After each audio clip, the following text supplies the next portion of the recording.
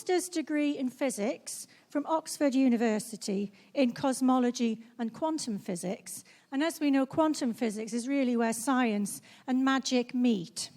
So what she does now, these days, is she works with wisdom keepers and leads sacred journeys around the globe. In 2010, she received the Circle Award for Business and Science by the One Buddhism International, which is sponsored by the UN, because what she's doing, and that was for her outstanding contribution towards planetary healing and expanding new forms of consciousness. And if you remember yesterday, for those of you who are here, when Andy Thomas was talking about, should I say this, there might be some fans here, Professor Brian Cox, and a traditional one-sided view of science. In this lady, we have a balance. We have one side speaking to the other. So ladies and gentlemen, please give a very, very warm welcome to Jude Currivan.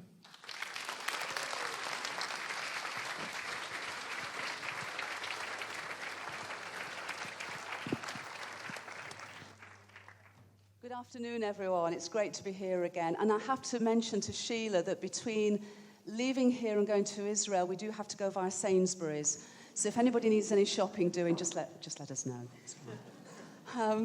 It really is wonderful to be here because I've known Sheila and Andy and the team since God was a boy, I think. And we've been on many journeys together, as I'm sure many of you guys here have. And it's just amazing and wonderful to be back here in 2012. And as far as I'm concerned, I still have no idea what's going to happen after December of 2012.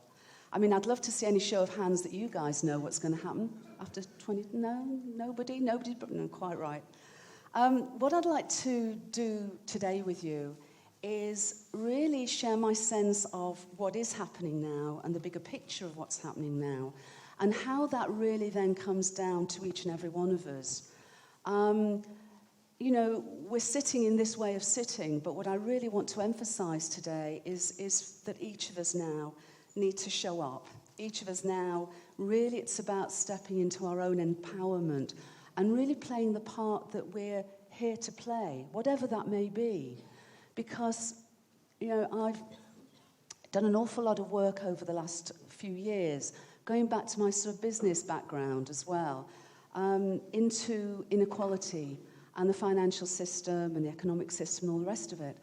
And you've probably heard of the Occupy movement. And in the States, they talk about the 1% and the 99%. And sure, there is a great deal of inequality. And that comes really from a fragmented worldview of them and us, you know?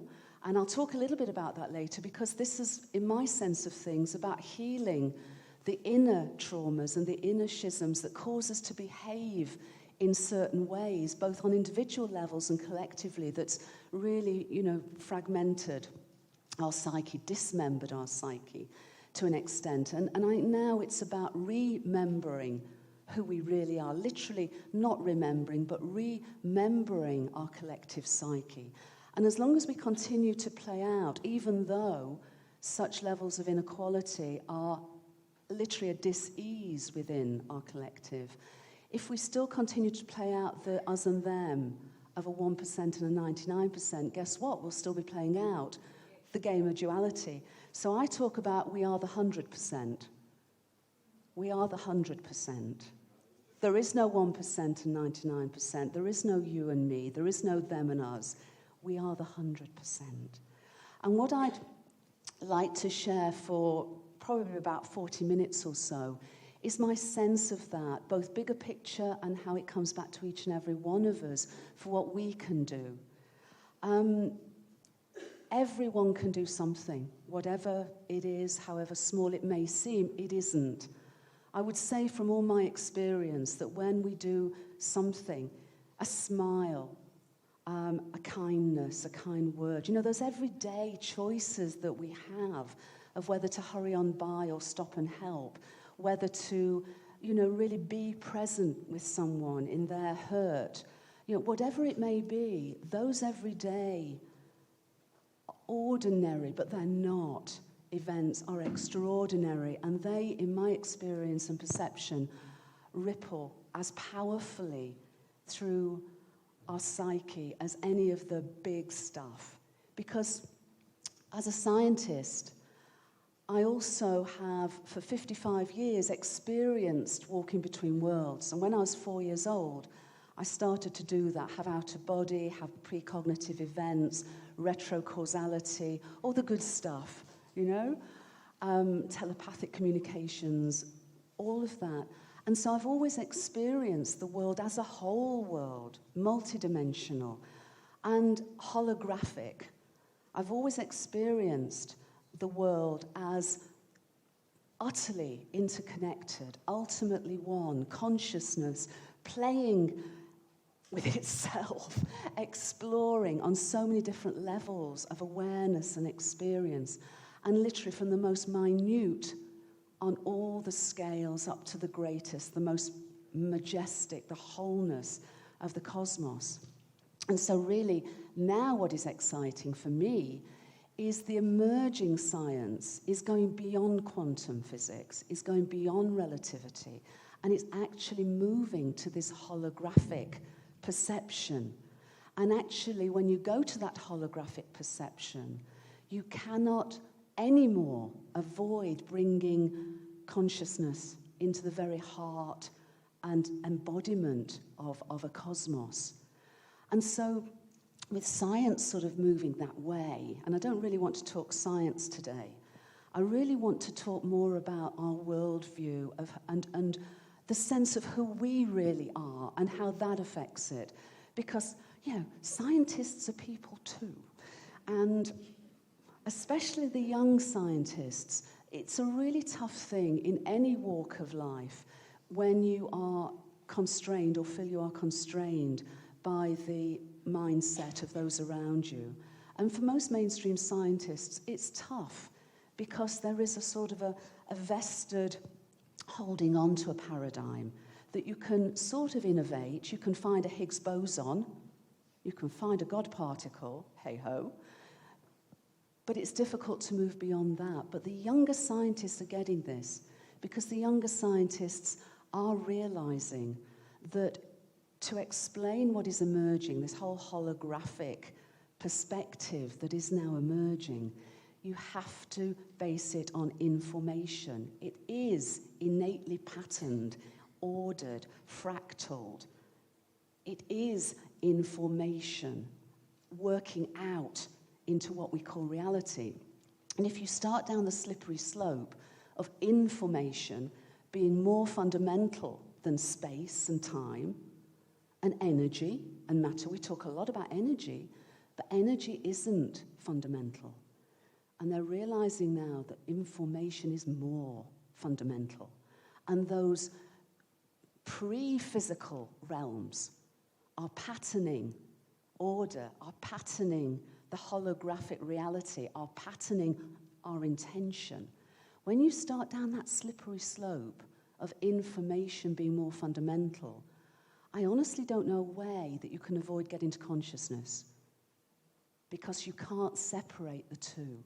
One inevitably leads to the other. So I think the emerging understanding within science is inevitably leading to this perspective that I suspect we all have of a conscious cosmos. And a conscious cosmos that the primary peoples and the spiritual traditions have always perceived. So finally, science and spirit are coming together. Finally, the magic is being revealed in what we call reality. So, enough of the science for a minute. I'd really like to share with you a sense of us, all of us, who we are. Who do we think we are? Who are we really? And what is it, what we mean by reality? I mean, how many of you are experiencing synchronicities? A good lot of you. Synchronicities really don't play into any of our linear perspectives of cause and effect, B following A. They just are. They're a point of creativity where the magic arises. The magic is experienced. The magic is real. And Do those of you who experience synchronicities, do you see, who of you sees them, perceives them as meaningful? Great. And when you perceive them as meaningful, what do you do with them? Do you follow what they sign? How many of you follow? When a synchronicity comes at you and you can perceive the meaning of it, how many of you go with it? Even brilliant, even though you may not know where it's leading you. I mean, I spend my entire life following synchronicities. You know, they show up all the time, and I use them as my way showers.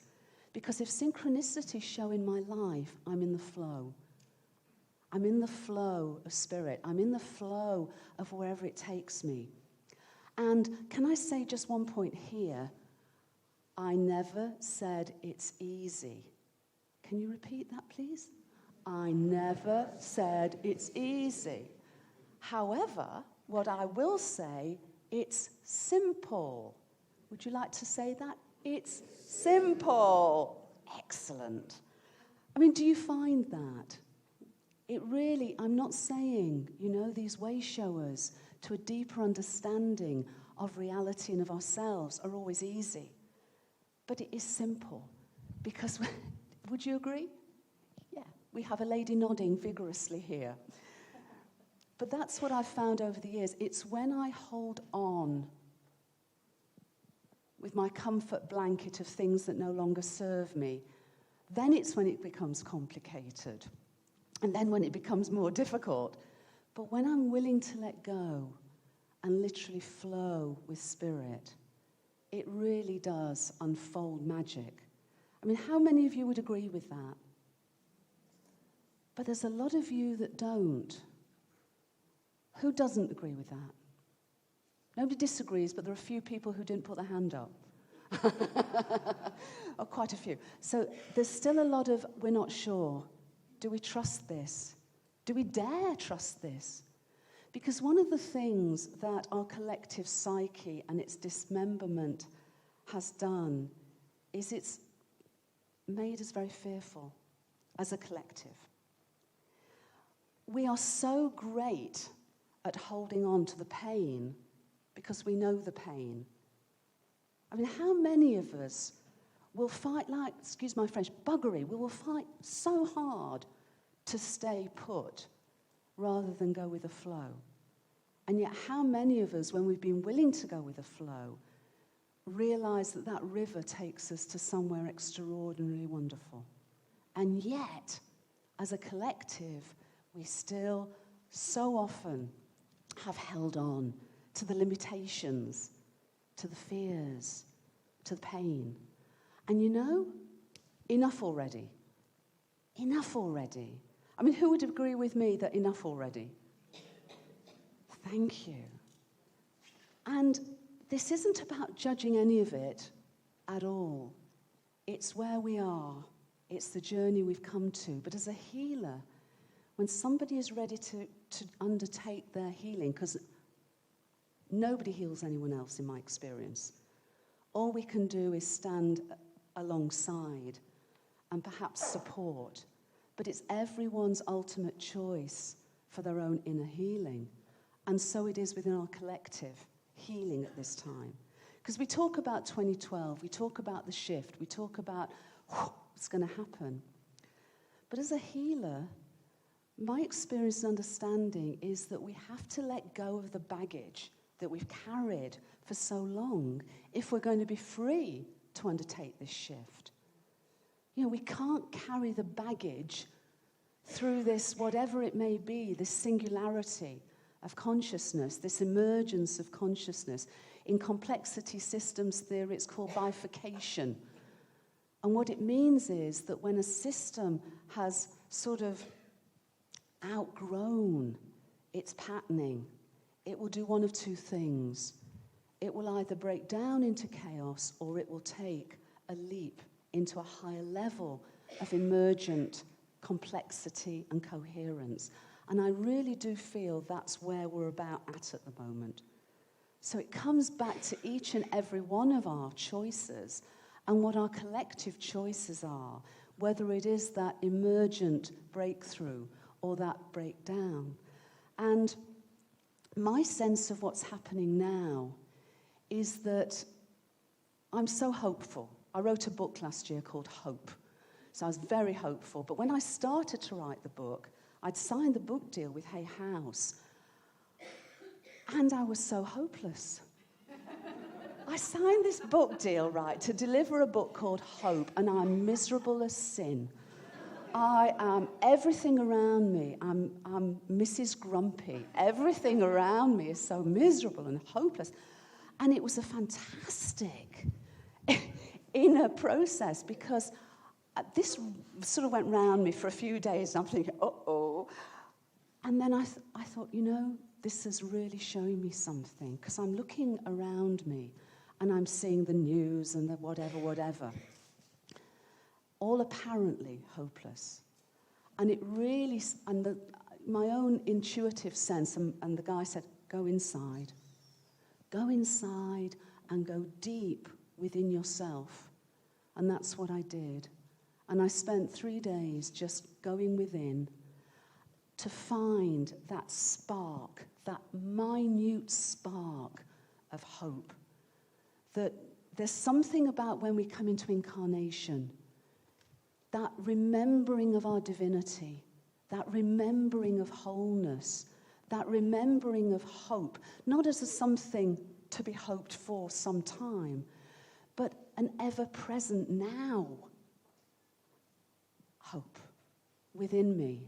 And when I finally got there, and I could feel this tiny little spark, I started not only to feel myself more hopeful, but I started to find and see the hope around me.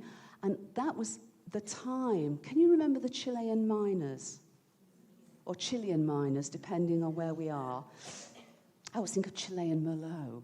When I say, but the Chilean miners, and they were in the earth, in the heart, the womb of Gaia. And their story was unfolding as I was beginning to write then Hope. And through that process, can you remember that story? I mean, wasn't it wonderful? Wasn't it an incredible symbol of hope? And holding on to it. They created this sort of tent city above the mine head, and they called it Hope. One of the miners' wives was heavily pregnant, and they decided on a name for the child, and they changed it to Esperanza, which means hope. And they all came up. And if you look at the timing that they were down there, and you look at their number and everything, the numerology of it spoke hope. It spoke us coming together to heal and to hope. And the message of my book is actually healing people and earth. And it was originally, it was Tony that got it, my husband, because I was saying healing our earth, and that was ho, that's fine. And he said, why don't we say healing our people and earth, and we can call the bloody thing hope? Oh, okay, that's wonderful. But what I've found more and more, and it's always been my experience, so I know how privileged I am, but I can see from all that you're responding to with the synchronicities that we're all getting it, because it's who we really are. I describe it, we're moving into mythic reality.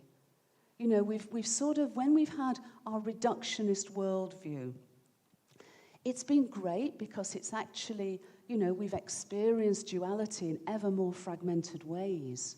We've really taken the radio apart to find out, the bits and the pieces. But as Deepak Chopra says, where does the music go then? We're now rediscovering the music, and our worldview is changing, and it's all weaving together to expand our awareness. And that's what this time is about. If I'd have asked a question of synchronicities 15, 20 years ago, I suspect a handful of people would have put their hands up. 10 years ago, a few more. 5 years ago, a few more still. Now, it's almost a majority of people in the room are experiencing these amazing, magical miracles regularly. Our whole collective consciousness is on the move, but it is still down to each and every one of us. To give an example of that, and numerologically and astrologically, and I only have a short time, so I just want to sort of perhaps share a few small examples of this, so perhaps they'll resonate with you, and you can see how you're living in mythic time as well. And mythic time for me is we talk about myths, we talk about legends, as though somehow they're just nice stories. They're not. The whole point of holographic reality is that it scales up from the most minute to the mightiest. So when we have an experience, the little part of our consciousness that's sitting in this room is part of a much greater consciousness with our families, with nations, with our collective, but also with the archetypes, the gods, the goddesses, the heroes of myth. They're all part of our archetypal consciousness. We are all solar heroes. We are all gods and goddesses. We are all that divinity of that oneness, playing out our own unique journey, our own unique experience of this, and our collective experience of this. One example of this is, I want to go back to Albion actually towards the end with the time I've got, because it is such an incredible moment. Would you agree? In the UK? Yeah? I mean, did any of you see, by the way, the opening ceremony the other day? If you can see it on BBC iPlayer, at least some of it, I would really encourage you to do so. And it won't, all of it resonate, I'm sure. But it began with Glastonbury Tour. It began with a choir singing Jerusalem. And it ended with Hey Jude. How cool's that? And the crucible, the flame, was just... Did any of you see the cauldron? Extraordinary. All those beautiful seeds holding the flames of all the countries that were coming, and in this fabulous coming together in unity and in peace. It was just so symbolic. And I'll come back to that in a little bit. But just to give you perhaps this sense of the bigger picture and how it really plays through our experiences. 9/11, okay, in the States, was obviously a day of huge shock to everyone, okay? And how America responded was of absolutely enormous importance to the world. And the States had a choice, like each of us would have had a choice when something as amazingly shocking as that happens, how we respond. And I talk about in Hope how each nations hold archetypal traumas. And the States, for me, holds an abandonment pattern. And the reason for that is that so many of the immigrants that actually peopled the States were leaving were really leaving deeply poor nations. A very large percentage of the early immigrants into the States came from Ireland after the potato famine. And the potato famine, literally, a quarter of Ireland's population perished. Of those 3 million that were left, 1 million went to the States. And when I did some regression work in Ireland with groups, we went back to the potato famine to do some healing. And the morning of the workshop, we'd been sitting in the hotel reading a paper. And on the front of the paper was a photograph of a banker. And Ireland was going through its financial crisis. And this guy had managed to gamble most of the bank's funds, almost bankrupted the bank, got sacked, was now suing the bank for millions of euros. And this guy was on the front page, and I looked into the photograph's eyes, and something just came here. And anyway, we went on, did the workshop, regressed the group to, first of all, the Neolithic, very harmonious, but came through to the potato famine, which was horrendous. And the group, as we, within our inner vision, was seeing the events of this, to go to that seed point, to energetically heal it and release it. This little kid was so clear in my inner vision, about 7 or 8 years old, and he turned to me, starving, in rags, just starving, and he turned to me, and he had the same eyes as the banker.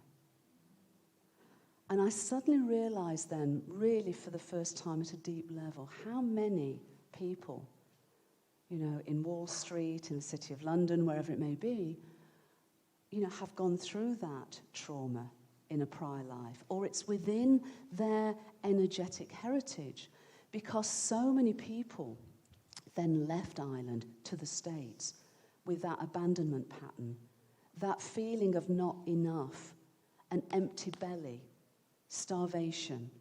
And not just that wave, but there were waves from Southern Europe who were also deeply, deeply poor and starving. I mean, Lady Liberty says, bring me your starving, bring me your dispossessed. But how many of those people were holding the trauma of that dispossession, of that starvation, of that hunger? And then how does that translate into an American dream, which is, an American dream that is based on having enough, having more than enough, but not on the inner level, the big house, the nice car, and on and on. And the reality of it is, as I hope we should all know, is we can never heal from the outside in.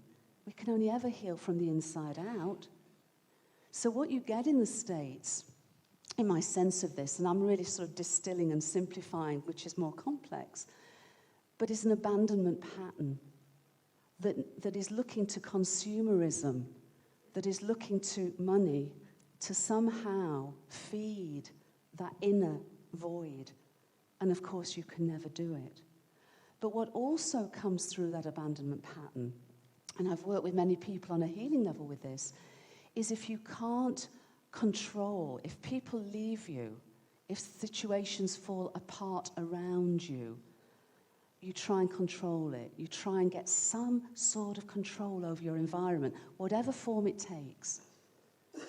And so America's response to 9/11, an act uncontrollable, was to try and control it, was trying to control the aftermath. So their inner trauma made it almost inevitable, although very, very sad, that they would respond in the way they did. You then have another, because 9/11, okay, just think of the numerology of that for a second. You then later, in Japan, last year, on the 11th of March, 3/11, as it's being known, had the earthquake and the tsunami. And I was there. You know, somebody said there really ought to be an airport warning to people. Don't come, she's in the country. Go somewhere else. But I was in Tokyo with my friend and representative Hideki-san, and we were on the 10th floor of a building during the earthquake, and it lasted over 4 minutes. It lasted one heck of a long time, and everything was doing this, falling down. And I looked outside, and there are the skyscrapers in Tokyo, skyscrapers doing this. And I didn't know about the tsunami at the time until I got back to my apartment and found out that that came through as well. Now, there's a whole thing about Japan and its healing. But at that 3/11 moment, Japan had its choice as to how to respond. And it sort of responded in a slightly ambiguous way. On many levels, it responded very communally and supportively. But on another level, it played back into its old pattern.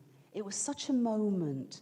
And I'd been there the week before, and I'd been in Tokyo giving this big talk, and all my books are already in Japanese except my very first book.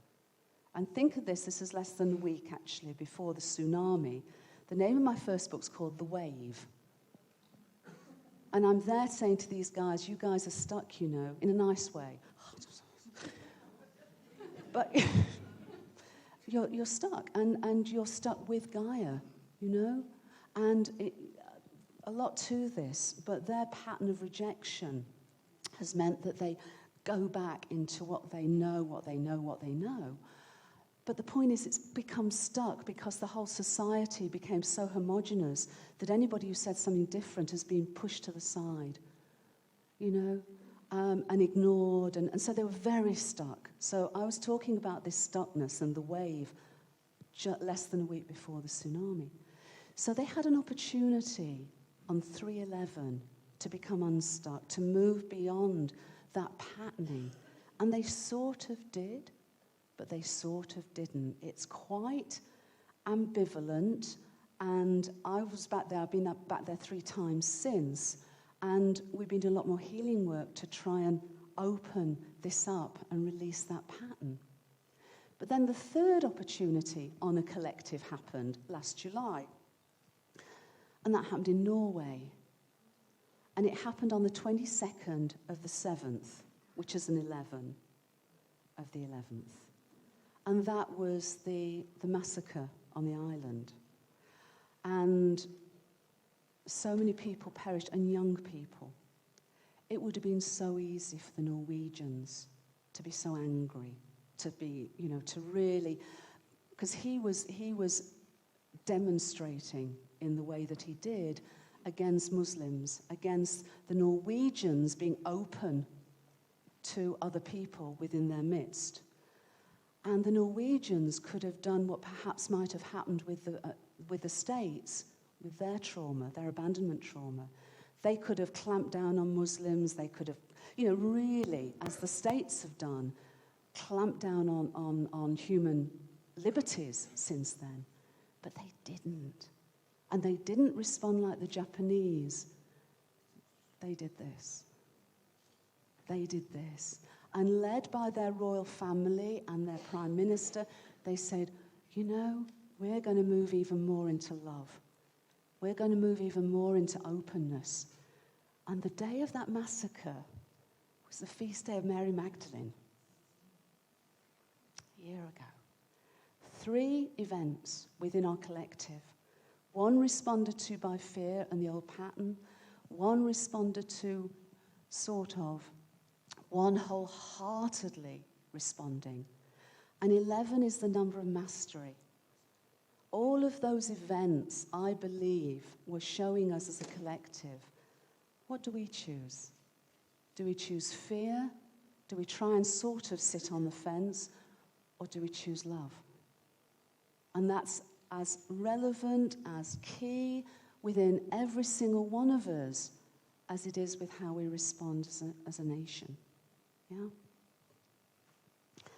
I'd like to move on now to Albion, which is the most ancient name for England. And then I'll open, the last 15 minutes, it would be great to explore and question and whatever. But we are at such an amazing moment in our story at the moment, with the Queen's Diamond Jubilee, with the Olympic Games. And I've been working, as I said, I write in hope about much. I knew sometime I was going to do that. About the traumas of nations, but much, much more about the bigger picture of what's happening now and all the rest of it. So I've done a chapter on Albion. And the patterning that I feel Albion has embodied is betrayal pattern. And there are many, if you only have to sort of look through Google or whatever, and you hear the term perfidious Albion, which is the betrayal pattern. And you go back to pre-Roman times, and this is where I sort of got to within Hope, and I've been doing more work on it in the years since, but got back to a queen called Katmandua. And Katmandua decided to basically betray her people and get the Romans in. And she betrayed fighters such as Caractacus, who didn't want the Romans to come. And she basically allied with the Romans and said, come on. And if you Google her, you will see that that was called the betrayal, the Great Betrayal of Britain, or the Great Betrayal of Albion. So there's this sense of betraying trust. And it actually, interestingly, flows through our story. Because if you then go on to the whole Arthurian mythos, the Arthurian mythos embodies this. I mean, there's some amazing things within that mythos, which is so deep within us. But if you remember the story, basically Uther Pendragon, Arthur's father, think of it, the head of the dragon line. We could go on for hours talking about that stuff. But Uther Pendragon fell in love with the Duchess of Cornwall, Igraine, and made sure that her husband died in battle. But before he did that, he got Merlin to shapeshift him, so he looked like Duke Galwar, and went in, slept with Igraine, and then she gave birth to Arthur. So the whole Arthurian mythos began with a betrayal. You then take it to the next generation, and of course, Guinevere betrayed Arthur with Lancelot.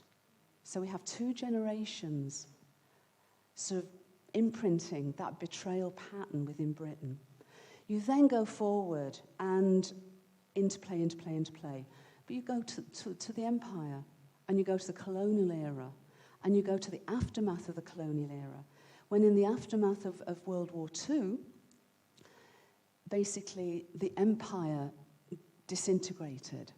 And in many ways, I think Albion was to be applauded for walking away. With many other empires disintegrating, there is usually vastly more violence.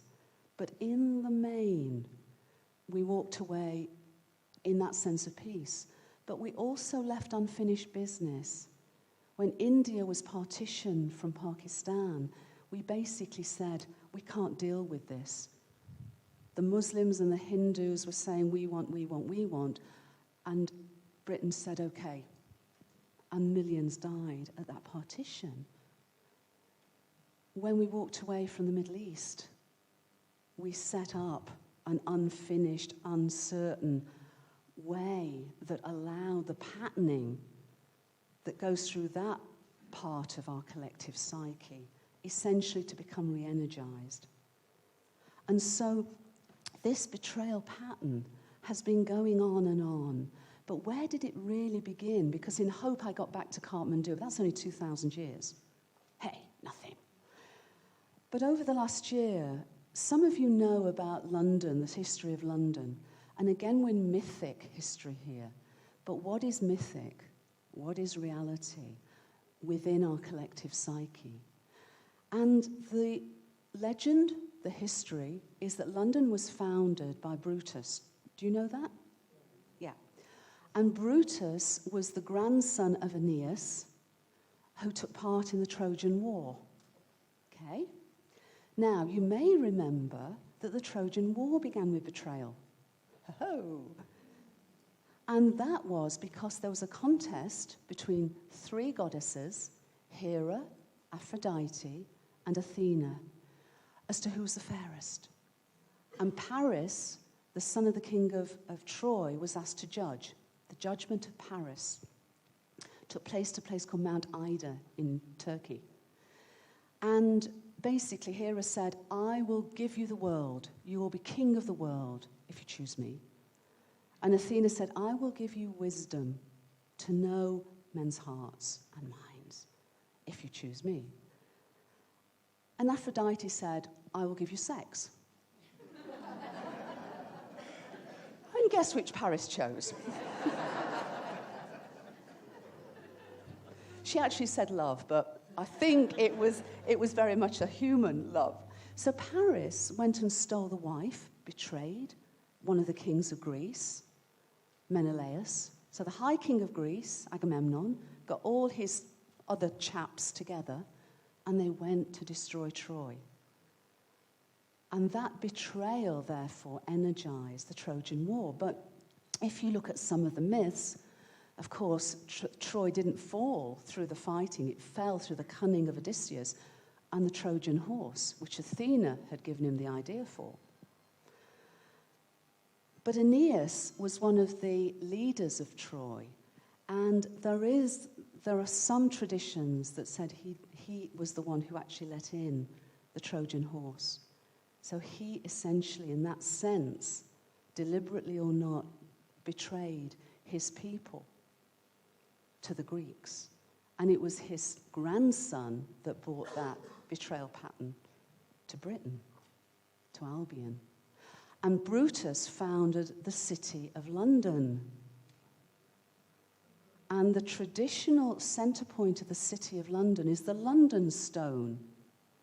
And the London Stone has stood on a geomantic energy line linking Ludgate, St. Paul's and Ludgate with the Tower of London, traditionally since that time. So in a way, if that is holding the betrayal pattern, it's made sure that it's been held in the city of London, and that really is the centre of Albion. So in that sense, it's the centre of all of the colonies and everything else where the empire moved to. And interestingly enough, the London Stone's just been moved. And it's a development company that wants to build a development, and they want to put it in the development. Now, I'm only sharing this to what your sense of this is, but think of it perhaps as being a plug to all that patterning that's been going on since Brutus founded London, okay? The plug's removed. The development company wants to build a development where the original settlement of London was the earliest settlement, which is where a river called the Walbrook meets the Thames.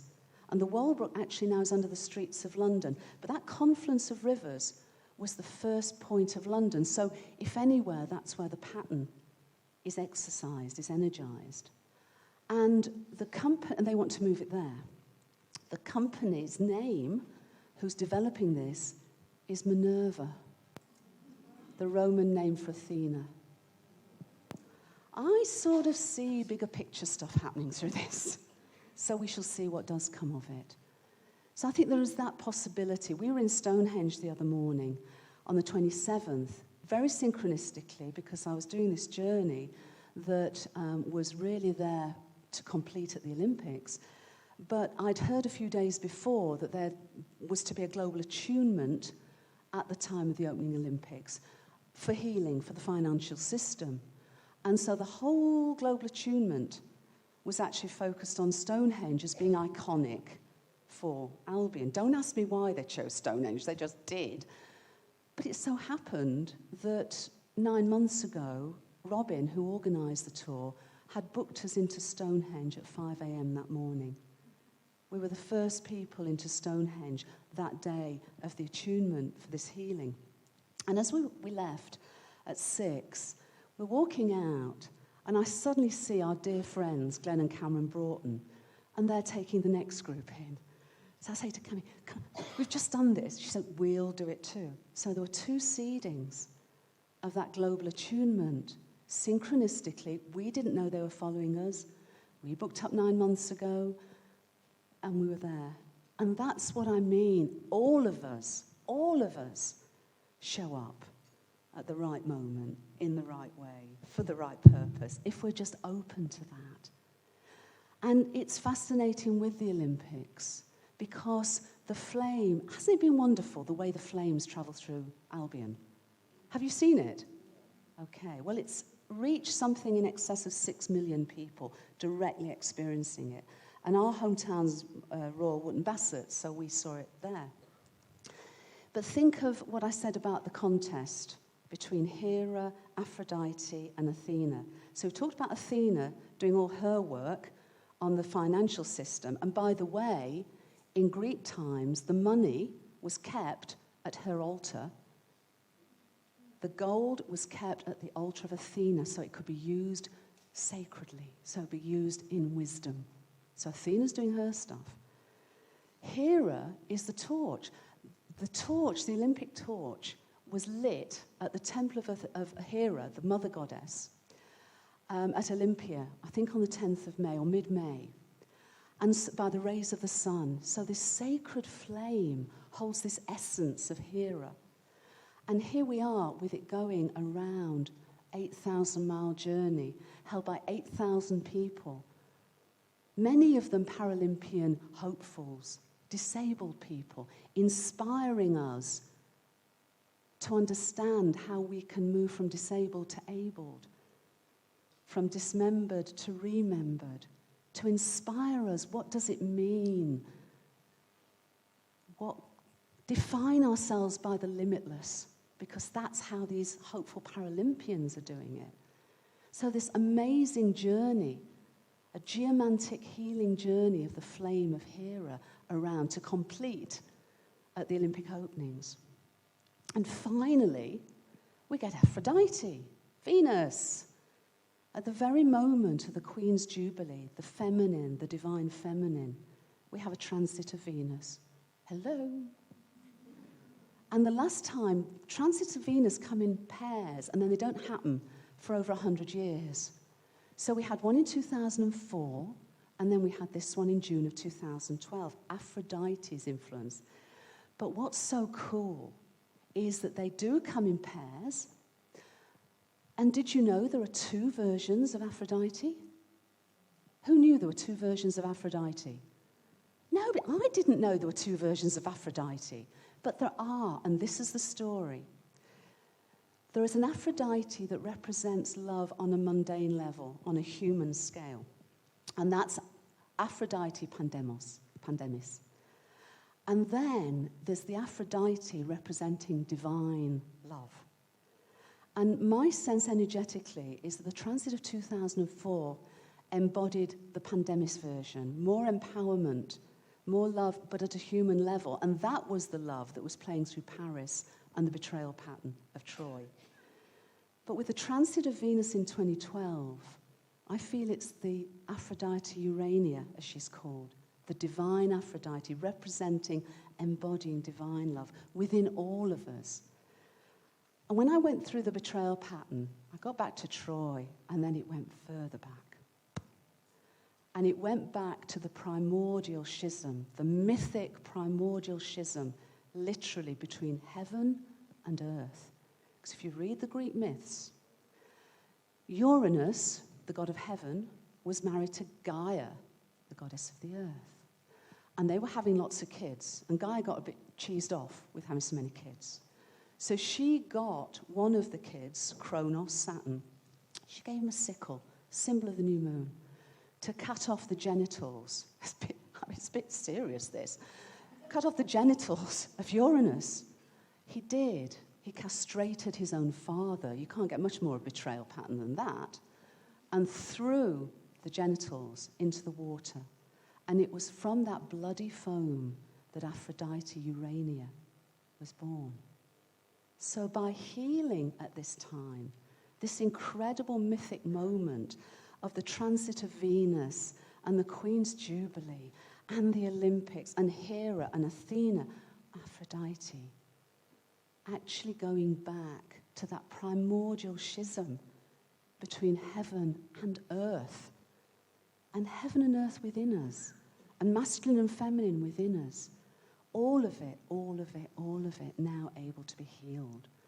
And that's what I feel is key to 2012, because it's not that the shift is or isn't, it's just we need to be liberated from the old stuff, the limited stuff, the trauma stuff, the duality stuff, if we're going to go through that amazing transformation, whether it's on a moment or whether it's a process, but it's in our hearts and our minds and our purpose and in the universal heart that we can achieve that. That's for me what 2012 is all about. So thank you very much. Thank you.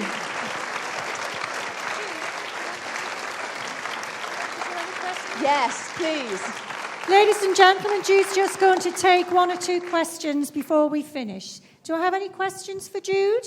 I think there's one person. Got one at the back here. Oh, can you take that one? Okay.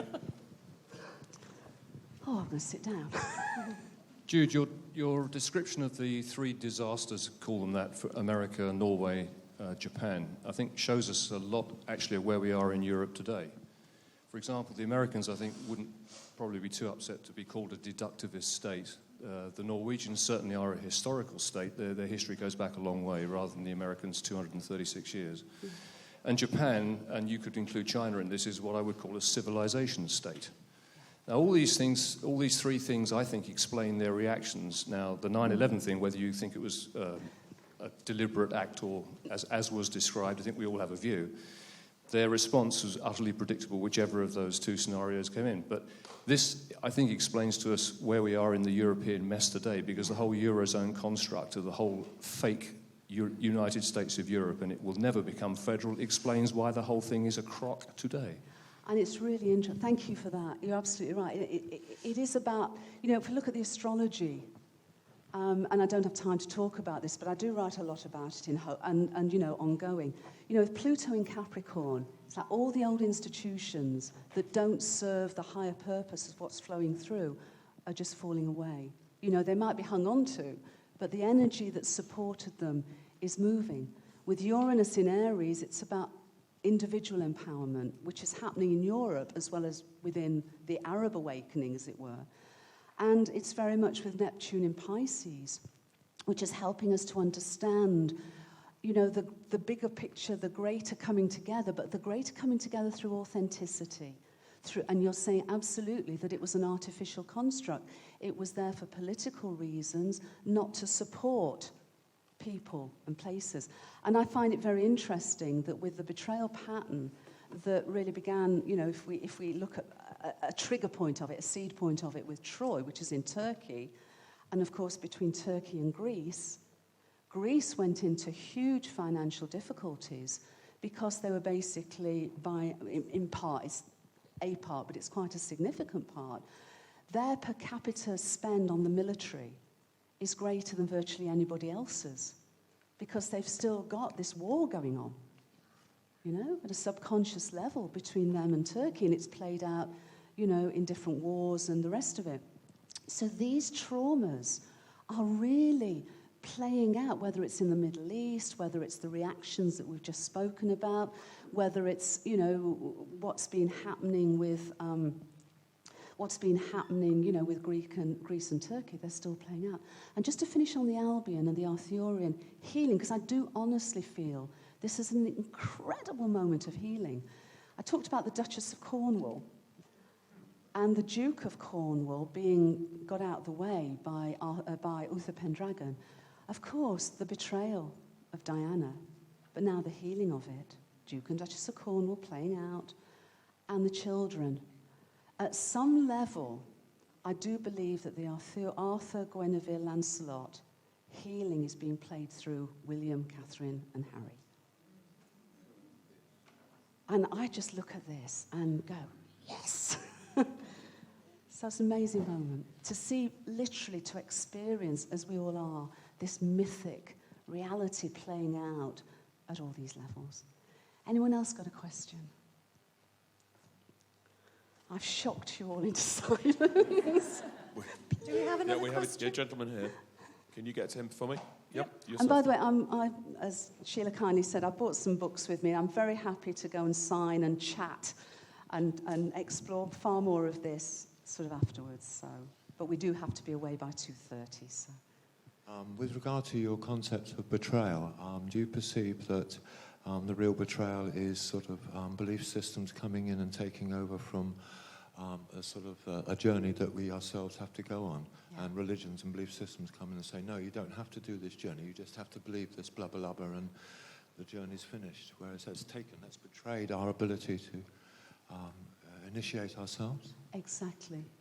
I mean, I talk about the 5 archetypal patterns that play out through our collective and individually of abandonment, abuse, betrayal, rejection, denial. And absolutely that, because, we're great at giving away our power, to anybody who'll take it. And any guru, I know we're changing, thank God, but it is time for us to guru up. It's really bad. I told that years ago to an audience, and it was like deafening silence. One more question? Yeah, this lady over. Oh, 1, 2 more questions. I think one over there. It'll be our last question, I think, Jude. Okay, I'll be happy to answer outside, yeah. I would like to give you an additional piece of information about Norway and the situation in Norway and Sweden, because I come from Sweden. So, about 100 years ago, Norway belonged to Sweden. So, we were ruling Norway, and it was a war going on. It was very likely that a war would start. So in Sweden, there was a strong Pacific movement. And a peace. They wanted peace with Norway, and they wanted a peaceful separation between Norway and Sweden. And in 1905, this occurred. And I think that this peace movement was part of a healing, and this was very important for the coming 100 years in Norway. And the Nobel Peace Prize is given by Norway, and also the Brundtland Commission, the Brundtland report that was the basis of the sustainability, was made in Norway. So I think that this peace movement, Pacific movement 100 years ago, was very important. I agree. And this means that what we are doing in a positive way will also lead maybe to positive action in the future. Absolutely. Thank you so much for that.